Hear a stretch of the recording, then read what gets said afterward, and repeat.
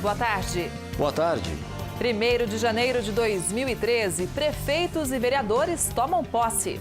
O que esperar dos novos governantes? Essa edição do Jornal da EPTV traz a cobertura desse momento importante para o futuro das nossas cidades. E uma cientista política analisa qual deve ser a prioridade dos governos, principalmente nesse começo de mandato. Promessas, fogos e alegria. Centenas de pessoas participam da festa da virada em Caconde. Agora que não acabou o mundo, vai ser melhor para todo mundo. E todo mundo agora vai ter dinheiro no bolso. Pode ficar tranquilo. Tradição. Corrida de Santo Onofre tem recorde de público em Araraquara. Respeito. Na segunda reportagem da série, como esse assunto é tratado na escola. Em vez de brincar, quero brincar com você. Respeito é bom e eu gosto. Agora no Jornal da EPTV.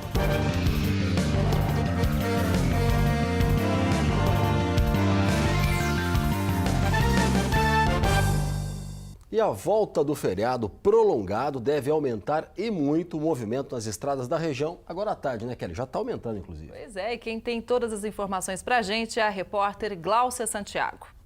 Trânsito ainda bem tranquilo aqui na rodovia Washington Luiz, hoje pela manhã, na volta do feriadão de Ano Novo. Em Caconde, moradores e turistas esperaram a chegada do Ano Novo reunidos. Todos com um desejo em comum. Feliz 2013! Muitas felicidades, né? Que seja um ano muito feliz, de muitas conquistas, muitas realizações. Nós vamos para um rápido intervalo e ainda nesta edição... As infrações de trânsito que levam à suspensão da carteira de motorista, mesmo sem atingir os pontos. Agora, 12h07, temperatura máxima hoje em Itobi deve ser de 27 graus. A gente volta já.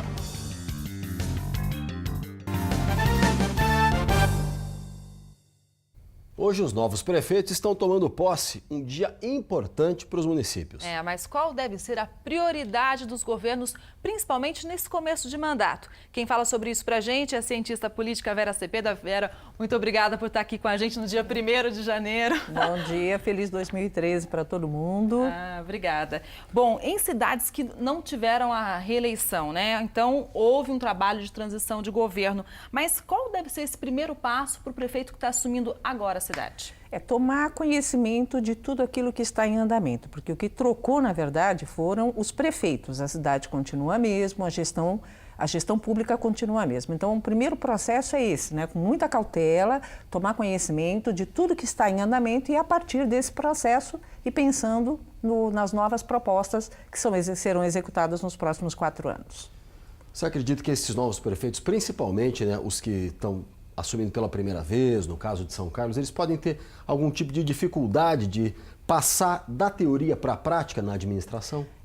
A vantagem que nós temos é que a administração pública no Brasil deu saltos de crescimento muito grandes. Então, a gente tem uma estabilidade de recursos, de funcionamento, de políticas que vão em andamento, de controles sociais. Então, eu acho assim que o tempo de adaptação, eu imagino que não seja maior do que 3 meses. Em 3 meses, a equipe inteira de trabalho acho que está apta a fazer a gestão pública. Agora, em relação às promessas, né? O eleitor, ele acompanhou o programa eleitoral, com certeza vai poder cobrar. O que o administrador ele tem que priorizar com relação às promessas para poder cumprir o programa de governo? Eu diria que a primeira questão que está em jogo hoje chama-se gestão eficiente, né? Nós precisamos de muita racionalidade, os controles institucionais, o TCU, Lei de Responsabilidade Fiscal, está muito em cima das prefeituras, dos gestores públicos, e nós temos aí uma espécie de possibilidade hoje de expansão de políticas públicas. Por quê? Porque nós estamos num surto de crescimento.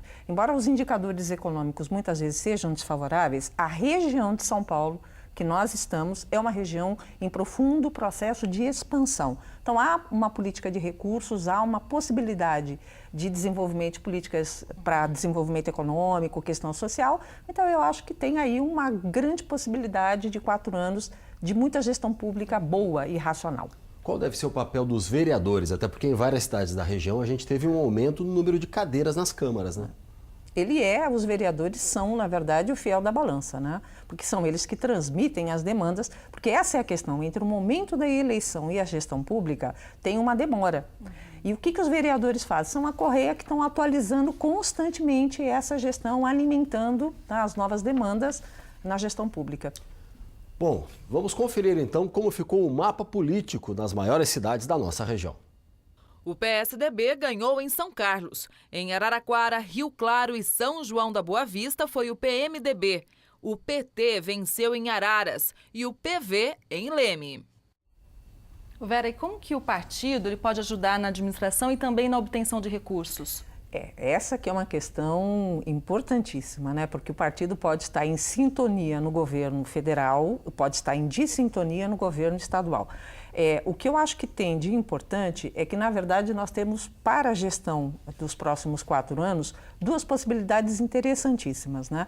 Que é uma certa proximidade com o governo estadual, então uma série de políticas públicas, de recursos, vem do governo estadual, mas, por outro lado, como daqui a 2 anos nós teremos a eleição federal, há uma possibilidade de diálogo e também de obtenção de uma série de recursos junto ao governo federal. Então, aí são 2 possibilidades, né? Diálogo por um lado e uma certa afinidade política por outro. Nesse contexto, os deputados também têm um papel importante de fazer essa ligação, né, dos governos municipais com o governo estadual e com o governo federal, né? O tempo inteiro, os deputados são uma figura fundamental nesse processo. Uma porque eles abrem uma série de portas, né? A outra porque eles respondem às suas bases eleitorais, que são bases locais. Então, os deputados fazem o quê? Eles abrem um espaço, né? Uma ampliação do espaço dos municípios para dentro, tanto do governo do estado quanto para a arena do governo federal. Nesse momento, muitos municípios têm obras em andamento. Então, a gente tem que lembrar que trocou, de repente, foi o governante, mas as obras, a cidade não pode parar de jeito nenhum, né? Então, essa é a questão que eu acho que também é uma característica nova da política no Brasil, pelo menos nas últimas década e meia, né? Que é o fato de você ter estabilidade. Então, você tem uma estabilidade de obras que vão ser levadas a término, a cabo, mesmo com mudança dos governos das prefeituras, e você terá novas obras que também vêm num fluxo de necessidade, que são as demandas sociais. Nesse aspecto, a lei de responsabilidade fiscal, ela ajudou também os administradores, até porque hoje em dia não pode mais se começar a obra sem ter o dinheiro para terminar, né? O que está muito certo, né? A gente tem que levar em consideração que o dinheiro público é o dinheiro de todos nós e ele tem que ser gasto da maneira mais eficiente, mais racional e mais produtiva possível. Então, normas públicas às vezes ajudam os próprios gestores públicos a saberem quais são os seus limites, né? Elas não vêm para obstruir o processo político, elas vêm muitas vezes para ajudar o processo de racionalidade. Mas de que forma o morador, o eleitor, ele pode acompanhar se o gestor está gastando bem o dinheiro da cidade? Essa também é uma característica nova da política no Brasil e das políticas principalmente municipais e estaduais. Tem excesso de informação e excesso de canais de participação. Então, se a gente pensar aí, a mídia tradicional, que é impressa, televisiva, rádio, se somam as mídias sociais, se somam a internet e as instituições da sociedade civil que fazem um acompanhamento fino, né? Um pente fino de tudo que está acontecendo. Portais de transparência, informação publicizada. Agora, tudo isso é informação, tem que virar conhecimento. De que forma vira conhecimento? Quando a população vai lá e se apropria dessa informação. Tem que usar os instrumentos. Ok, Vera, muito obrigada pela participação. A gente falou de dinheiro, vamos falar da virada do ano, porque muita gente escolheu o amarelo para passar a virada, não foi à toa não, afinal de contas, a cor simboliza o dinheiro, né, Garmendia? Sem dúvida, né, Kelly? Mas a gente tem que saber qual que é o caminho para quem precisa regularizar a situação financeira. Como se organizar melhor em 2013, que já começou. A gente vai até São João da Boa Vista, onde está o repórter Gustavo Biano. Gustavo, tem gente que esconde o cartão de crédito, como é que você está fazendo? Deixou o cartão na carteira, vai deixar em casa ou vai tentar se controlar com ele na carteira mesmo? Boa tarde. Na verdade, eu vou tentar quebrar o cartão, né? Para não enrolar mais ainda. Boa tarde para você, boa tarde para quem está em casa. Essa questão do cartão de crédito, ela é curiosa, né? Porque, na verdade, a pessoa tem que ter o controle da situação. Agora, Garmendia, Kelly, ó, já peguei a caneta, já peguei o papel aqui para ver se eu melhoro minha situação esse ano aqui, tá bom? Todo mundo, obrigado. Obrigada. Gustavo Biano falando ao vivo de São João da Boa Vista. Vamos falar de uma outra preocupação no Brasil, o trânsito. Nós temos um dos códigos mais rígidos do mundo, né? Mas, no entanto, muitos motoristas sequer sabem o que leva à perda da carteira. O processo é burocrático e você pode ter muitos problemas pela frente. Um documento imprescindível. Hoje substitui a certidão de nascimento, RG e CPF. Só entre os dias 21 e 25 de dezembro, durante a Operação Natal, a Polícia Militar registrou mais de 16.300 autuações de trânsito e a apreensão de 136 carteiras de habilitação. Muita gente também ficou sem o documento do veículo. Mais de 2.000 documentos foram apreendidos nesses dias. Depois do intervalo, as notícias do esporte na nossa região. Corrida de Santo Onofre tem recorde de participantes em Araraquara. Em Divinolândia, a temperatura máxima hoje deve ser 27 graus, agora meio-dia e 22 minutos. Até já!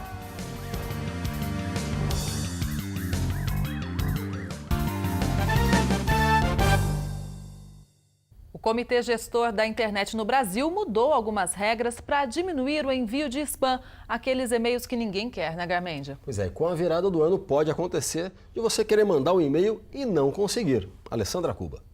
Esse problema pode acontecer com quem usa programas de gerenciamento de e-mails, como por exemplo o Outlook. Hora de esporte, Kelly. O último dia do ano marcou a edição de uma das corridas mais tradicionais da nossa região, até do interior de São Paulo. É, a corrida de Santo Onofre teve recorde de participantes em Araraquara. 530 pessoas participaram da tradicional corrida de Santo Onofre.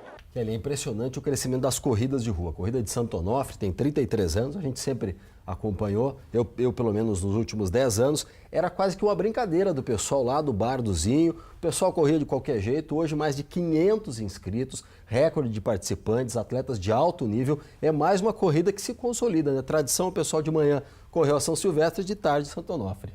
Legal, e não é qualquer um que consegue correr não, é muito difícil. Agora um esporte sobre 8 rodinhas. As escolinhas de patinação em Sertãozinho, na região de Ribeirão Preto, não param de crescer também. Pois é, a gente mostrou inclusive ontem o pessoal do hóquei de Leme, que foi influenciado por Sertãozinho. E em Sertãozinho, crianças a partir dos 4 anos já começam a praticar o esporte número 1 da cidade. A patinação artística tem lá suas diferenças com a patinação no gelo. Diz aí, professora. A seguir, a segunda reportagem da série sobre o respeito. Hoje vamos saber como o assunto é tratado nas escolas e como isso pode influenciar os pais. Em Aguaí, temperatura máxima hoje deve ser de 28 graus. Agora, meio-dia e 36, a gente volta já.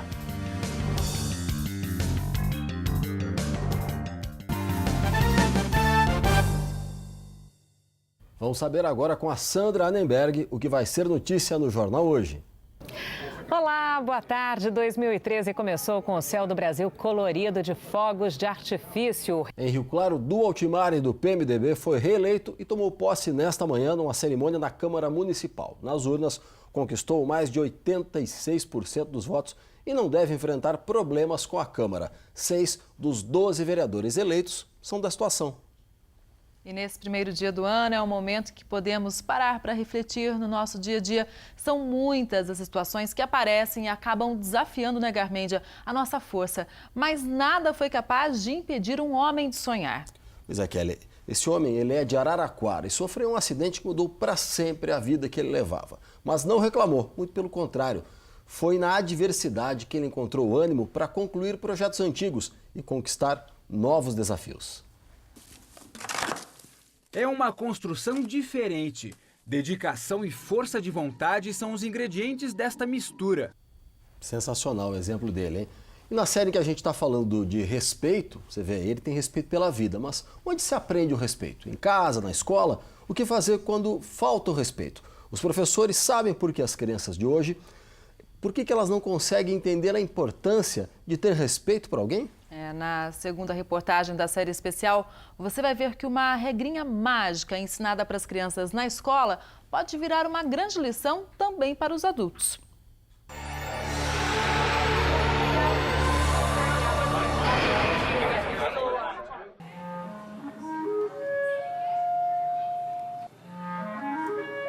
Ele está na sala de aula, nos corredores da escola, no pátio na hora do intervalo.